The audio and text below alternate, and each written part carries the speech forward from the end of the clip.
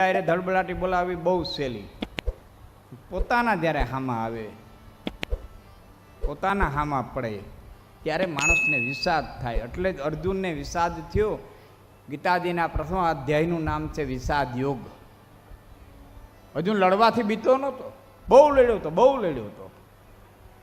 એવું નહોતું કે ભીષ્મ હામો નહોતો લડ્યો, દ્રોણાચાર્ય હામો નહોતો લડ્યો, કર્ણ હામો નહોતો લડ્યો, દુર્યોધન હામો નહોતો લડ્યો. વિરાટનગરના યુદ્ધમાં બધાની હારે એણે યુદ્ધ કર્યું હતું.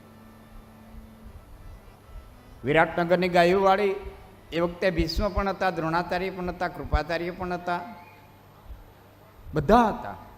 અને અર્જુન લડ્યો હતો.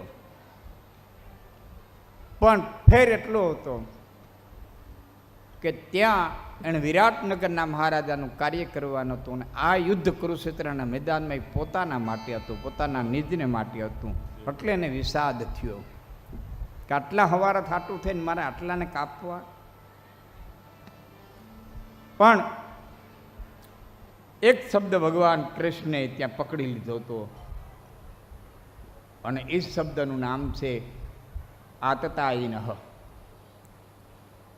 ધાતરાષ્ટ્રાન આતતાયિનઃ. એવું અર્જુન જ્યારે બોલ્યો કે આ ધૃતરાષ્ટ્રના પુત્રો આ આતતાઈઓને કેમ મારું, એ શબ્દને કૃષ્ણ પરમાત્માએ પકડી લીધો. આતતાઈ કોને કહેવા? તો વશિષ્ઠ સ્મૃતિની અંદર મુનિ વશિષ્ઠજીએ 6 જણાને, 6 સમૂહને આતતાઈ કીધા છે. અગ્નદો ગરદતેવ શસ્ત્રપાણી ધનાત્પદ ક્ષિત્રદારાપહર્તા ચ સતે આતતાયિનઃ. આ 6 ને આતતાઈ કીધા છે. અને આ 6 ને મારવામાં કોઈ પાપ નથી એવું ભગવાન કૃષ્ણ કહે છે. બને એટલો યુદ્ધનો સમય ટાળવો જોઈએ. યુદ્ધમાં કૂદી કોઈ ખાટ્યું નથી. અને ગામડાની ભાષામાં કહીએ તો ઘરમાં ઝઘડો હોય એ પણ એક નાનું યુદ્ધ છે. 2 ભાઈઓ અત્યારે બોલાબોલી થાય એ પણ વાક યુદ્ધ છે. વાદ વિવાદ થાય, નણંદ ભોજાઈ વતારે એ પણ એક વાક યુદ્ધ છે. અને એટલે જ ગામડાની ભાષામાં કીધું છે કે બાપા બાંધણાથી ગોળાના પાણીએ હુકાય. યુદ્ધમાં મજા છે જ નહીં, પણ આતતાઈ બની જાય. તો આતતાઈ કોને કહેવાય? પહેલી વાત, અગ્નદો. સંપત્તિને કોઈ આગ લગાડે તો એને દંડ દેવો જોઈએ. ઊભા ઘઉંમાં કોઈ દિવાહરી મૂકી દે, ઊભા વાડમાં કોઈ દિવાહરી મૂકી દે, ઊભી ગંજીમાં કોઈ દિવાહરી મૂકી દે તો એને દંડ દેવો જોઈએ. દંડને લાયક છે. ગરદો, ગરલ એટલે ઝેર. જમવામાં ઝેર ભેરવીને આપે, પીવામાં ઝેર ભેરવીને આપે તેને દંડ દેવામાં કોઈ પાપ નથી. શસ્ત્રપાણી, શસ્ત્ર લઈને સામો મારવા આવ્યો હોય, હથિયાર લઈને સામો ઊભો હોય તો સૌ બચાવવા માટે થઈ અને એને મારવો એમાં કોઈ પાપ નથી. એટલે તો તમે જોજો, ગામના ચોકમાં કોઈ વ્યક્તિનું ખૂન કરી નાખે તો ગુનો ગણાય. કોઈ વ્યક્તિનું ખૂન કરી નાખે તો ગુનો ગણાય. એનો વ્યક્તિ ફોજી બને અને સરહદ ઉપર 10 ને મારી નાખે એટલે એને પારિતોષિક મળે, એને ઇનામ મળે. કારણ કે ત્યાં હેતુ ફરી ગયો છે. અહીં હેતુ જુદો છે, વાં દેશના રક્ષણનો હેતુ છે. કર્મ હેતુ ફેરે બંધાય છે. શસ્ત્રપાણીન ધના અપહ. સંપત્તિનું હરણ કરે, ધનનું હરણ કરે, જટી લે. ભગત બાપુએ એક દુઆમાં કીધું છે, કવિ કાગ બાપુએ,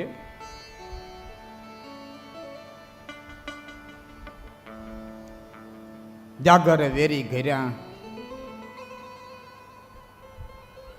જીવાય જોટાણી પણ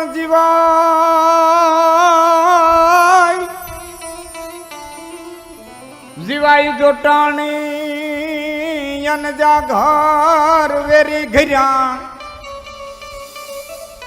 તેદી માખી માખી મધતણી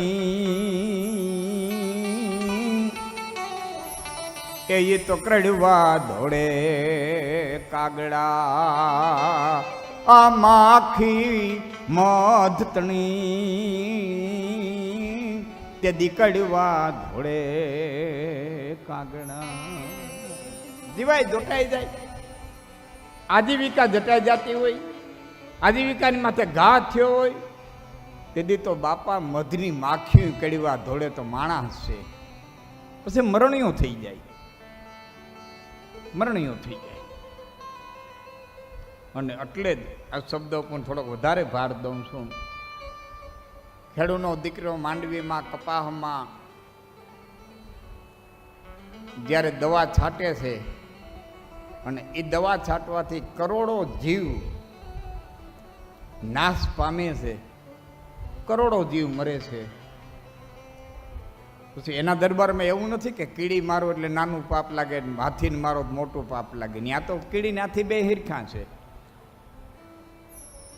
ત્યાં મચ્છર મારો તો એવડું જ પાપ લાગે ને હાથી મારો તો એવડું જ પાપ લાગે તો કપાસની નાની ઈયળને મારો તોય ભલે નાની જીવાતને મારો તોય ભલે અને કપાસને રંજાડ કરનારાઓને મારો તો આ કપાસમાં માંડવીમાં બીજી મોલાયતુમાં ખેડૂના દીકરા પંપ હાંકે છે અને જો એનું એને પાપ લાગતું હોય તો કરોડો જન્મ લે ને તોય છૂટે નહીં એટલા જીવની હત્યા થાય કે કરોડો જન્મ લે ને કરોડો નહીં અબજો જન્મ સુધી એ નરકમાં નિવાસ કરે ને તોય છૂટે નહીં એટલા જીવની હત્યા થાય છતાં એને હત્યા લાગતી નથી ખેડૂના દીકરાને એનું પાપ લાગતું નથી શું કરવા એ આજીવિકાને જટવા આવ્યા છે એ જીવો છે ને માંડવી ખેડૂના દીકરાની આજીવિકા છે કપાસ ખેડૂના દીકરાની આજીવિકા છે રાયડો ખેડૂના દીકરાની આજીવિકા છે તુવેર ખેડૂના દીકરાની આજીવિકા છે અને આજીવિકા ઉપર જ્યારે તરાપ મારે છે જીવાય તો ત્યારે ખેડૂનો દીકરો એનો નાશ કરવા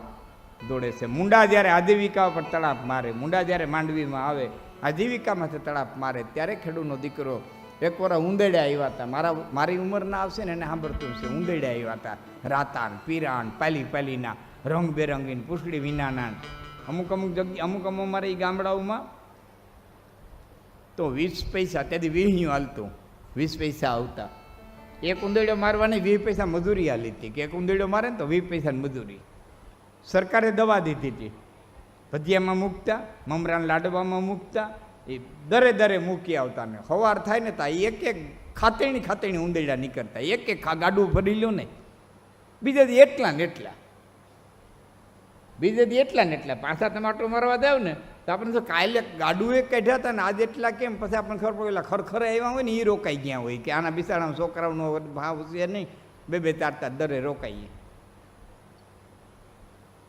આ તો રમૂજનો વાત કરું છું કાંઈ તો આપણામાં રિવાજ હોય ખરખરાના એનામાં હોય ને પછી આ મરી ગયા હોય મા બાપ છોકરા બિસાડા નાના હોય બીજા ખરખરા આવ્યા હોય રોકાઈ ગયા હોય ઠીક છે પણ ખેડૂના દીકરાને પાપ લાગતું નથી આમ શાસ્ત્ર કહે છે વશિષ્ઠ કહે છે ધનાપહ ક્ષેત્રદારાપહર્તા ભૂમિનું અને સ્ત્રીનું કઈ હરણ કર્યું હોય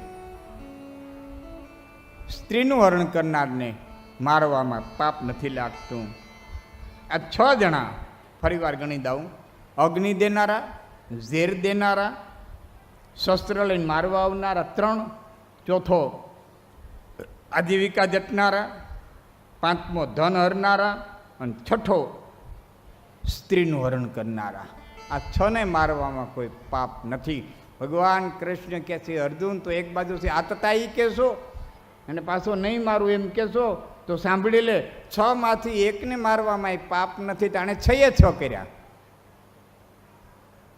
લાખાગ્રહમાં લાઈ લગાડી બાળી નાખવાની કોશિશ કરી દ્રૌપદીનું વસ્ત્રારણ કર્યું ભીમને ઝેર દીધું તમારી આજીવિકા જટી લીધી તમારી સંપત્તિ જટી લીધી અને 6ઠો અટાણે શસ્ત્ર લઈને હામાં મારવા આવ્યા છે 6 પ્રકારના આતતાઈ છે જો પોતાનાઓના સામે લડવાનું આવે ત્યારે વિષાદ આવે છે ત્યારે શંકરાચાર્યજી કહે છે કે એમાં આવો સમય મને ઉપસ્થિત થાય ત્યારે બળ દઈ દે એક બુદ્ધિ દેજે, એક તાકાત દેજે. તું મારી ગતિ છો, વિવાદે વિષાદે પ્રમાદે પ્રવાસે. મને આળસ થાય, પ્રમાદ એટલે આળસ થાય ને તે મને સદબુદ્ધિ દેજે કે હું આળસ મળી ખખેરી અને મારા જે કર્તવ્ય કર્મ છે એ કર્મ કરવા માટે થઈને જાઉં. કર્તવ્ય કર્મ હંમેશા માટે માણસે કરવું જોઈએ. અને હું જાહેરમાં કહું છું, ધર્મને બહુ ગૂંચવી ન નાખવો. અટાણે એવો બધા ધર્મને ગૂંચવી નાખ્યો છે, ચીગમ જેવો કરી નાખ્યો છે, નથી થૂકી હૂકતા, નથી ગળે ઉતારી શકતા. એવો ધર્મને આમ આમ કૂતર્યા ભાત વીખે ને વીખી નાખ્યો. હા, ઓલા કે અમે મોટા ને, ઓલા કે અમે મોટા ને, ઓલા કે અમે મોટા ને, ઓલા કે અમારો ઈષ્ટદેવ મોટો ને, અમે તમને મોક્ષનો માર્ગ દઈ શકીએ ને બીજા ન દઈ શકીએ ને, આ માર્ગે જાઓ નરકની કાઈમાં જાઓ ને આ માર્ગે જાઓ તો તમને આ ધામ મળશે. હા, અમારે ગઢવી ગયા હતા એક મહાત્મા પાસે, બપોરનું ટાણું હતું ને, ભૂખ લાગી હતી, મૂળ તો ભૂખ લાગી હતી. એટલે કે મહાત્મા મારે કંઠી બાંધવી તમારી. મહાત્મા રાજી થયા એટલે મહાત્માએ તરત કંઠી બાંધી દીધી. પછી શિષ્યને કીધું કે બપોરનું ટાણું છે, ભક્તને જમવા દો, આપણા નવા ભક્ત છે. એ ભક્તએ ખાધું, ગઢવીએ પેટ ભરીને સારી રીતે દાબ્યું અને તરકે લ્યો મહાત્મા નમો નારાયણ. તો ઓલા જે શિષ્યો હતા એને કીધું મહાત્માને કંઈક ધરો તો ખરા, ખાઈને એમનો વૈયા જ આવશે આવતી. એ કે કાં? એ કે મહાત્માએ તમને મોક્ષ દીધો. હે કે મહાત્માએ તમને મોક્ષ દઈ દીધો, કંઠી બાંધી દીધી, હવે તમને જમના દૂત ન ઓડી શકે. પટ્ટો બાંધી દીધો, જેમ આપણે કેમ પટ્ટો બાંધીને માલિક ગણાય, આ પટ્ટાવાળો આનું ઘેટું, આ પટ્ટાવાળો આનું ઘેટું. પટ્ટો બાંધી દીધો, હવે તમને મોક્ષ મળી ગયો, હવે તમને જમના દૂત ન ઓડી શકે. એવું બધું હોય કે અરે તમે સમજતા નથી, મહાત્મા તો મહાત્મા છે, તમારે કંઈક દેવું જોઈએ. ગઢવી કે એક કામ કરો, લીમડીને વઢવાણ બે દીધા.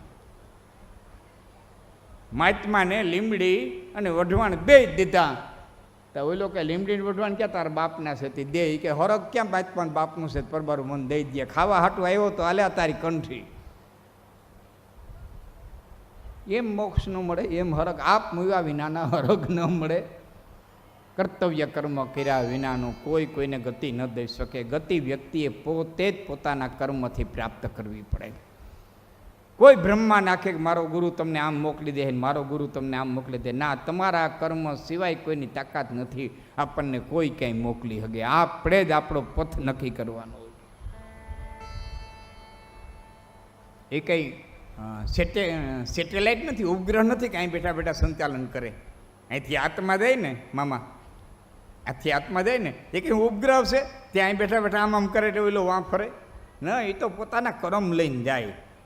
તો એક તમને હરકમાં મોકલી શકે, બીજો તમને નરકમાં મોકલી શકે ને. અહીંથી સંચાલન થતું હોય, અહીંથી સંચાલન થતું હોય તો તમારો હિતે શું તમને હરકમાં મોકલી શકે, તમારો દુશ્મન તમને નરકમાં મોકલી શકે ને નહીં. વ્યક્તિ